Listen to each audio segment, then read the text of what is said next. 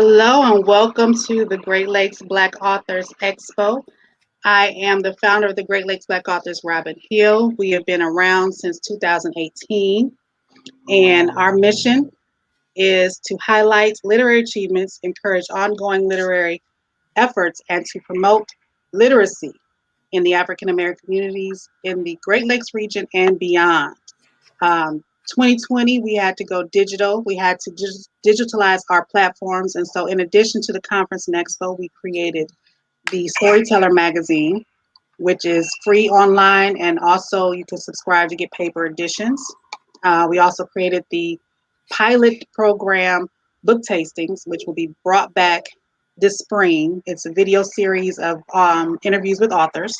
And we also created the Great Lakes Black Authors directory. So you can find all of that on the website, glbaexpo.com, and learn more about that and subscribe to the magazine and join the directory if you are an author. This year's theme is Our History is American History.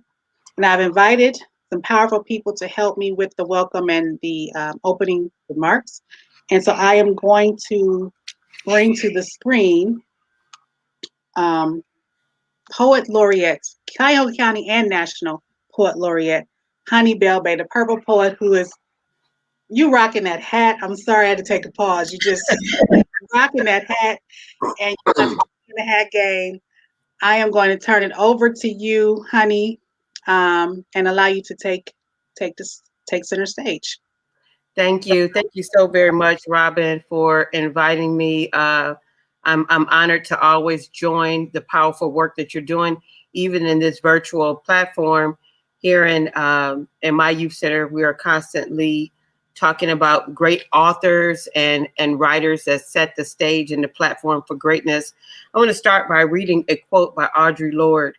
And that quote simply says, "Whatever power we have that we don't use will become an instrument against us." The question of differences is a perfect example. If we do not learn to use our differences constructively, they will continue to be used against us as causes for war. We must turn this around, not by eliminating difference or pretending it doesn't exist, but examining how it may be used and recognized. That is a part of what this evening is about using that innate power that we have. Whatever power you have as a writer, as an author, as an activist, the time is not to look at others doing the work, to read their great books and say, one day I will, one day I might, maybe I can. Audre Lorde, who we just celebrated her birthday, she also gave us a lot of power and reflection about not being afraid of writing, not being afraid of the power of the pen, not being afraid of your legacy and your destiny within you. So as we go forth tonight, and hopefully you all will also join us tomorrow, as the Poet Laureate of Cuyahoga County, I hope that you would take those words of hers with you, and that you'll not just use this as a springboard where we're celebrating and honoring others, but that this would be some inspiration for you, that you would decide in this year, how do I tap into this innate greatness and this power within me and harness this power so that it doesn't become this weapon against myself, but that I can take literature and literary greatness, use it, and give that power back to the rest of the world. So thank you for not considering it robbery to invite me. I continue to be honored by your work and your dedication. Robin, this is a wonderful platform, and I've told you this in person, so I'll tell you this publicly. Your magazine is absolutely phenomenal, and I don't know many that could stand even toe-to-toe with it. I am honored to call you friend, and I'll just close with the words, a few lines from my favorite poem. Anytime I have the opportunity to speak publicly, I like to give the words of my favorite author, which is Paul Laurence Dunbar, and my favorite poem is Sympathy by him. So I'll just read a few lines of it. I know what the caged bird feels. Alas, when the sun is bright on the upland slopes, and the first bird sings, and the first bud opes, and his faint perfume on his chalice steals. Oh, I know what the caged bird feels. I know why the caged bird beats his wings until its blood is red on the cruel bars, and he must fly back to his perch and cling, and fain would be on a bough a swing to upwards to heaven. He flings. Oh, I know why the caged bird sings. Paul Laurence Dunbar, welcome from the Poet Laureate, Honeybell Bay. Thank you so much, honey. That was amazing. And like I said, I'm loving the hat. Like I'm just sitting there looking like she is bad with that hat on. Get it, get it. Oh, is that a honeybee on the side too? Which side up? Okay, there it is. She got the honeybee on the side of the hat.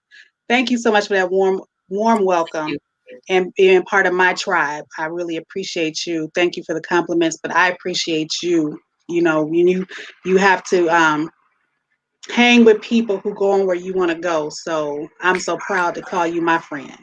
Absolutely. Okay. And thank you. If you have to leave, if you want to stick around behind stage, you can. If you have to leave, I understand. I'm going to move forward to ceremony. Um, Frances Caldwell must not be able to make it this evening, so I'm going to move forward. I did want her to speak on the African American History Museum here in Cleveland because we are promoting our history, and I felt this would be a good time to give her a moment, and hopefully maybe she'll jump in later, but if not, make sure you do check out the museum and support the cause that she has going right now to build up our history and maintain our history here in this city. As I stated before, our theme this year is Our History is American History. In these recent times, there has been overt attacks on how we tell our stories.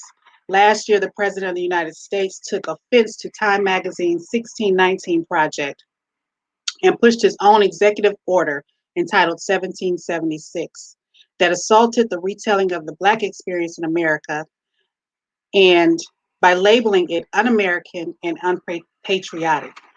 And he tried to bring the whole work of the diversity inclusion to a screeching halt. That is the reason for this year's theme, Our History is American History, because no one will legislate how we tell our stories.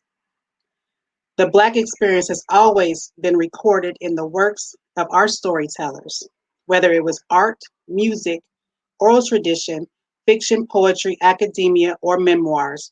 We are the keepers of our stories. That is why we not only have a writers' conference to encourage reading and writing, but we also have an expo to give authors a platform to share their works. We have a virtual authors expo this year, so when you are on the webpage, glbaexpo.com, make sure you stop by the virtual expo and visit what authors have their works on display, and some of them even have some discounts available for you. This year, you can find the virtual expo in the atrium, the conference atrium as well. We also honor exceptional storytellers at our pre-conference ceremony, and here we are today. Now, Great Lakes Black Authors loves symbolism. I love symbolism. And so that you can understand the symbols of what's going on here in this conference, the Great Lakes Black Authors logo, which you see up in the corner there, is the Adinkra symbol for creativity, sometimes called the spider web, but it means creativity. And it's over the waterways, which represents the Great Lakes. Our awards are symbolic as well. The GRIOT Awards are in the shape of diamonds. The diamond means light and brilliance. The GRIOT Award is for storytellers outside of the written word, because we want to recognize our tradition of telling our history and stories, not only in written form. We've always had an oral tradition. We've always used all forms of media to tell our stories. The Alice Dunbar Nelson Literary Achievement Award is a flame. The flame represents the illumination, power, passion, and eternity. Recipients are recognized for their works, passion, and illuminating power that will last for all of eternity. We will begin our awards presentation with the GRIOT Awards. This year, we are recognizing 2 amazing screenplay writers and directors, and we will begin with Mike Berry.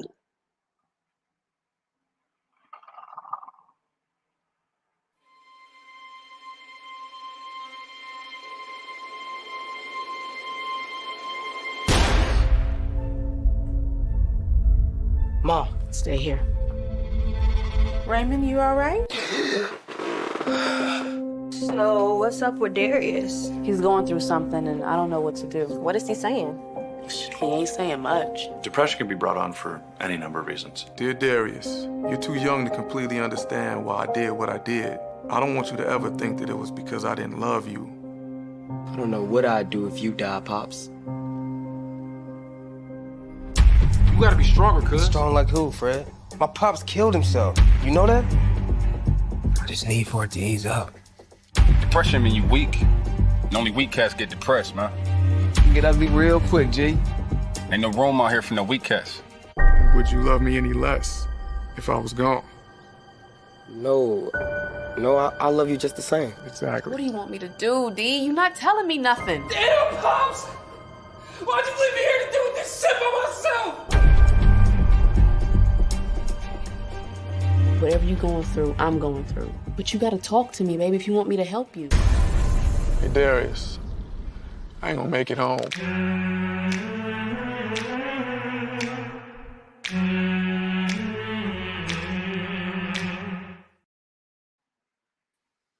Ooh, that was good.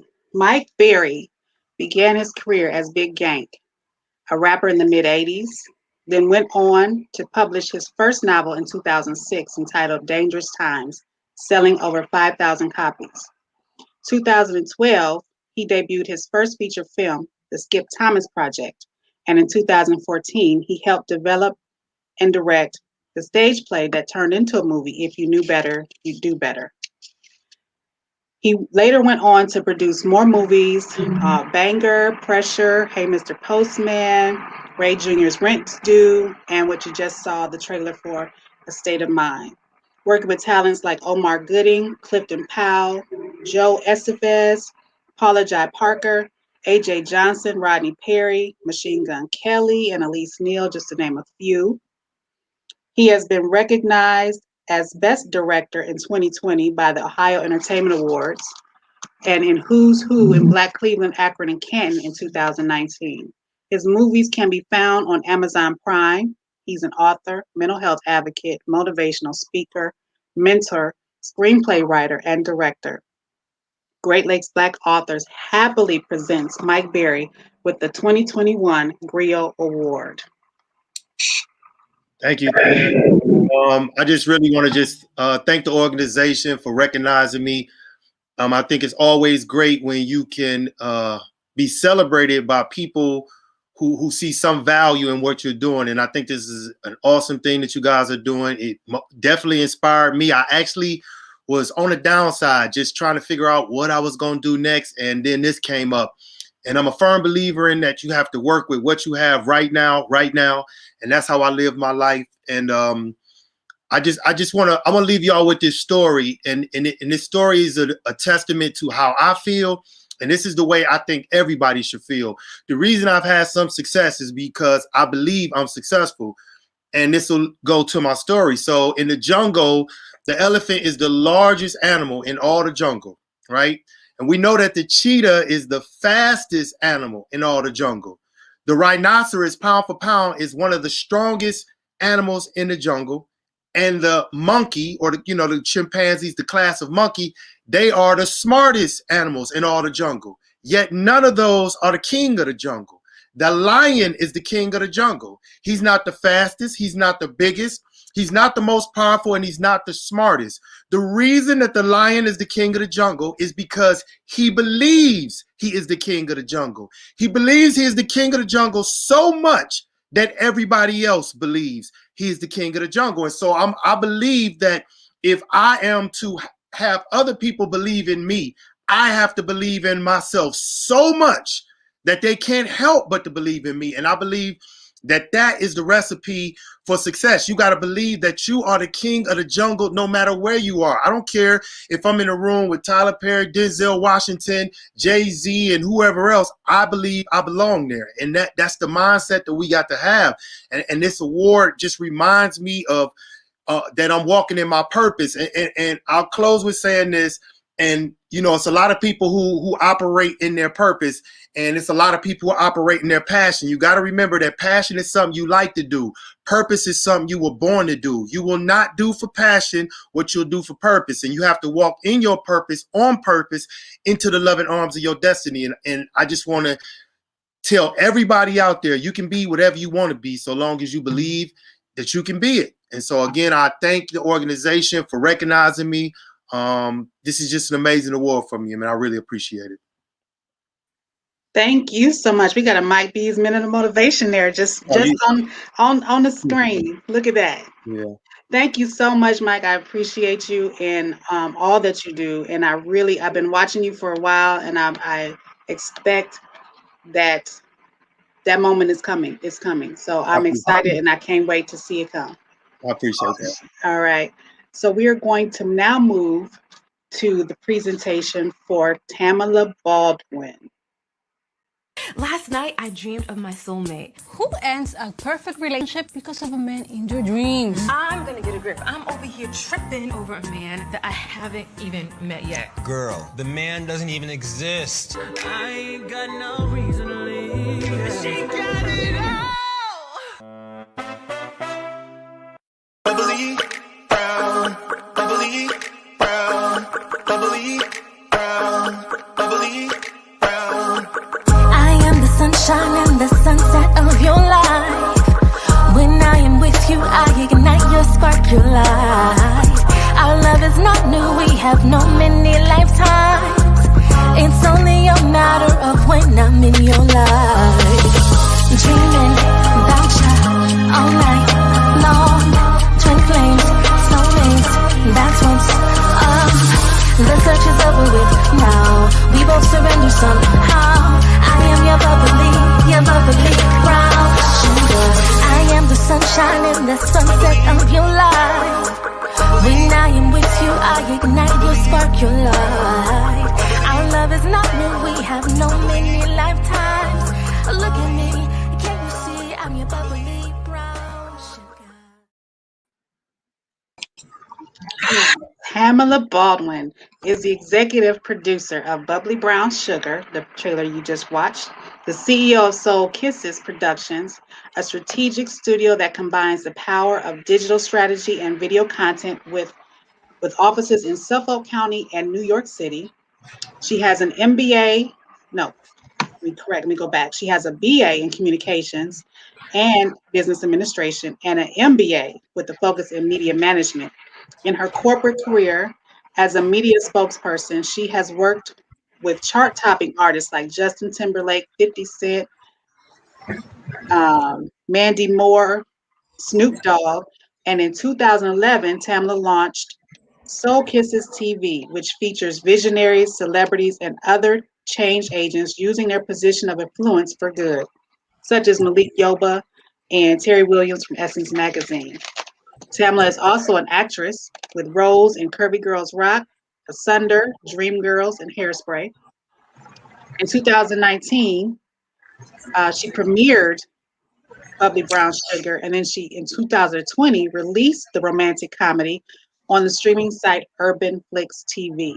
The series was an official selection for Imagine This Woman's International Film Festival, Hip Hop Film Festival, Yofi Fest Yonkers Film Festival, Best Web Series for DMOF, which is Direct Monthly Film Festival, and Best Original Series in Newark International Film Festivals, to name a few. I think there was some more. I just lost count of who all I was finding there. Tamala also is the author of the book Limitless Impossibility, a book that offers practical steps to peeling away the layers of the past and finding joy in the truth of who you are. Author, motivator, speaker, actress, screenplay writer, director, Tamala Baldwin. Woohoo! I'm gonna cheer for myself. Thank you so much for this opportunity, and thank you so much for seeing me. There's so many artists out there that live in the world, and they know they have these gifts, and they know they have this something special inside of them, and they're waiting for people to say yes to them. I'm an example of someone that decided to say yes to themselves. And as a result, all of these beautiful doors have opened, people that I have to offer, like you, Robin. And I just thank you so much for seeing me, for recognizing my work. And my work is all about unconditional love. I believe that we can cultivate heaven on earth here from within, and then it'll, you know, touch everyone else and we'll see it on the outside. So my stories are not written to reflect life, they're meant to shape it. And that started with Bubbly Brown Sugar, which is about these twin flames that are being divinely guided to each other so that they can not only experience like a nice romantic love, but so that they can anchor in unconditional divine love here on the planet and be of service through the energy that they project in the universe. So that's what I want to tell. I believe that we are beautiful beings of light, but we've just forgotten, you know, the world has conditioned us to think that we are not, you know, these angels in these meat suits, but we really are. And so my stories are here to help people to remember their divinity. And so I thank you for saying, yes, Tamala, we need these kind of stories. Yes, Tamala, I know I'm a child of God and I want to scream it from the rooftops.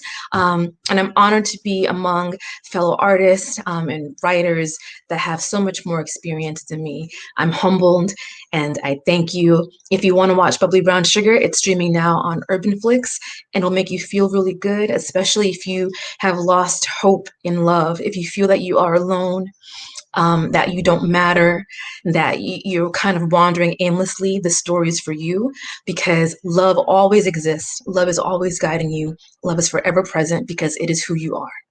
Thank you. Thank you. It's wonderful. How many seasons? Is it just one season right now, or is it more than one season? It's one season right now. I'm in the process of writing season 2. Hopefully, I'll get to it soon. I've been so busy. Okay. Okay. And I'm gonna add Mike back to the stream. I did not get to actually physically see your awards. I approved the proof, but if you have your awards, can you hold them up to the screen? Yeah, let me grab it. Okay. All right. So people can see the wonderful diamonds that you did get for. Yeah, there you go. Wonderful. I'm about to blow you guys up or try to blow you guys up. Let's see. Not bigger than yours. There we go. There we go. She gave me the big. That is the whatever, Awards Mike. this year. Really Congratulations, you two. You know, when you guys get big, remember me, please. Remember me, you know, give me tickets to premieres or something. I would love to support you guys. Oh, okay. Absolutely. Thank you so much. Thank you. Thank you. Okay, so now we're moving to the main award, which is the Alice Dunbar Nelson Literary Achievement Award. And before I get into let me do an intro video that I snatched off of the internet.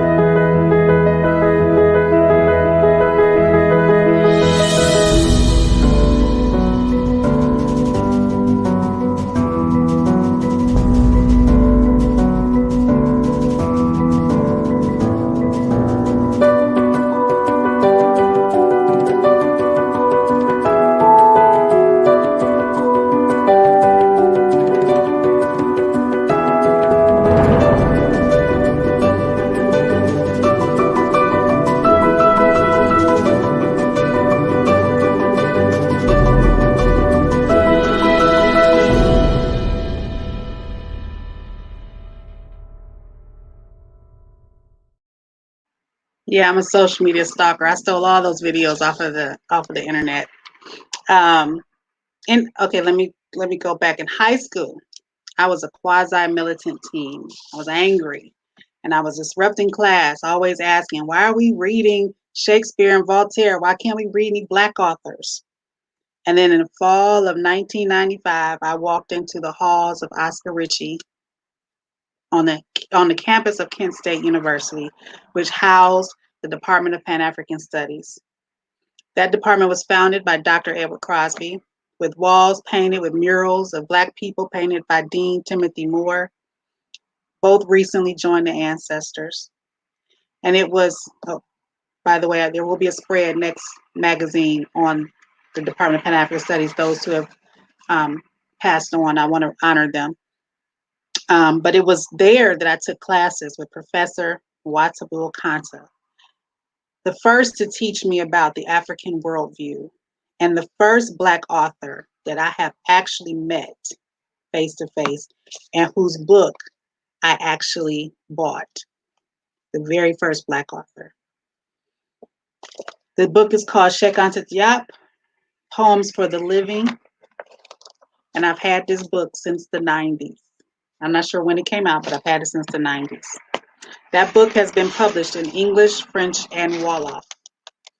Okantah holds a Bachelor of Arts in English and African Studies from Kent State University back in '76, and a Master of Arts in Creative Writing from the City College of New York in '82. He has been an associate professor at Kent State University and also serves as director of the Ghana Study Abroad program. He has also taught at the Livingston College of Rutgers University and at Cleveland State. In addition to Okantah's several published books, I did not list them. I won't list them today, but if you get the Storyteller magazine, I have a list of his published works in the magazine. In addition to his published works, he also has contributed to numerous anthologies from 2015 to 2002. His latest book is entitled Gorilla Dread, Poetry for Hearts and Minds, which was released in 2019. Bob Okantah, as he's affectionately called by the students at Kent State University, works has been recommended by notable authors like Haki Madhabuti. I'm not sure if I said his name correctly, but he is the founder of African World Press, or Third World Press, Third World Press, and Gwendolyn Brooks. You can also find him collabing with various musical groups, Iroko African Drum and Dance Society, the Cavani String Quartet, and the Vince Robinson and Jazz Poets. Today, I get to present the Alice Dunbar Nelson Literary Achievement Award to Professor, now Interim Department Chair, mentor, griot, poet, author, Mwatabu Okantah. Wow. I'm amazed.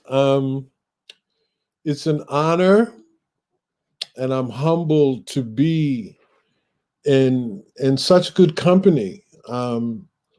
It's special also because you are one of my students, Robin, and you know, the Africans say when the student is ready, the teacher will appear. And you were so ready. And it was a blessing for me to be able to appear, because I truly believe that a teacher is only as good as the students who allow us to teach them. And for me, you know, I've always been a poet disguised as a college professor. And I discovered that I could write poetry when I was a student at Kent State, one of Dr. Crosby's students. Tim Moore and I were students together. And as you know, Tim was an extraordinary graphic artist. He actually did covers for 2 of my books. This award is also special because it's through you and the Great Lakes Expo in 2019 that I was able to meet Honey Bell Bay for the first time. I had heard of her. I had seen a news story on her work with the young men, and she performed that night at the expo, and so I was able to meet her. In 2019, you gave me the opportunity to travel with you to Detroit because Naomi Long Madgett was the recipient of this award, and she was so very special in my career.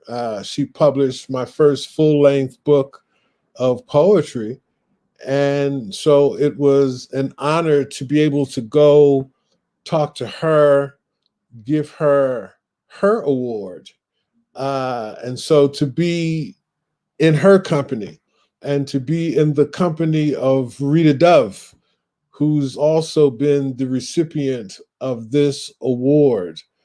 And I agree with the young brother I'm meeting virtually for the first time, Mike and Tamala. I'm just humbled to be in such good company.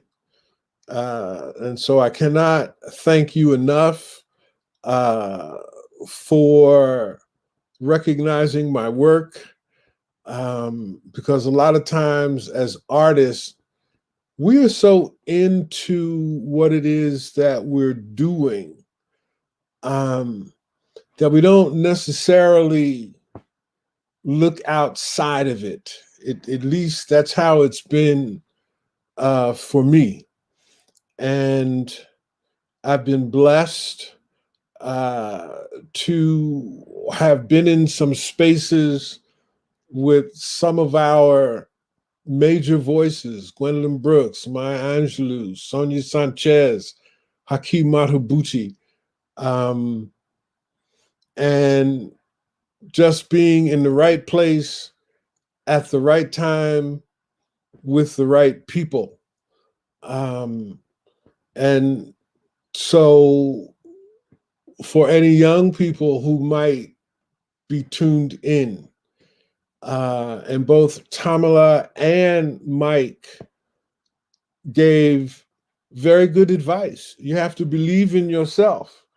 And if you believe in yourself, you can do anything that you can envision yourself doing. Because I would say that all of us who are artists, we were born to do what it is we're doing. And we do what we do. We tell these stories because they are our people's stories. And, you know, we've been gifted to say and express the things that all of us feel, but don't always know how to express. And so I just want to thank you for this opportunity. And I want to thank you, Robin, for honoring my work.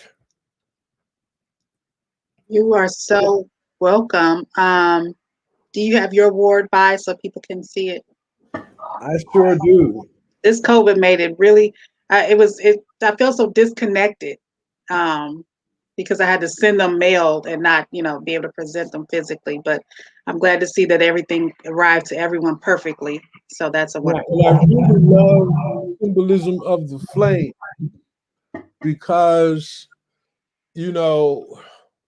my element is fire, and I've always felt that there was a flame inside of me, and there is a flame inside of all of us, our ancestors. This little light of mine, I'm going to make it shine. Yeah. And, that flame is shining in each of us. Mm-hmm. It is. I wanted to make sure I said this last year, and I'm going to tell you again. Without your influence on me, there'd be no Great Lakes Black authors. We're here at this moment because I walked into Oscar Ritchie Hall at 19. Well, I was 17 years old when I walked into Oscar Ritchie Hall, so I came to college at 17. And because of what I learned and I fell in love, I majored in Pan-African Studies because I didn't want to leave the building. So because of that and the influences, this is why we're here today.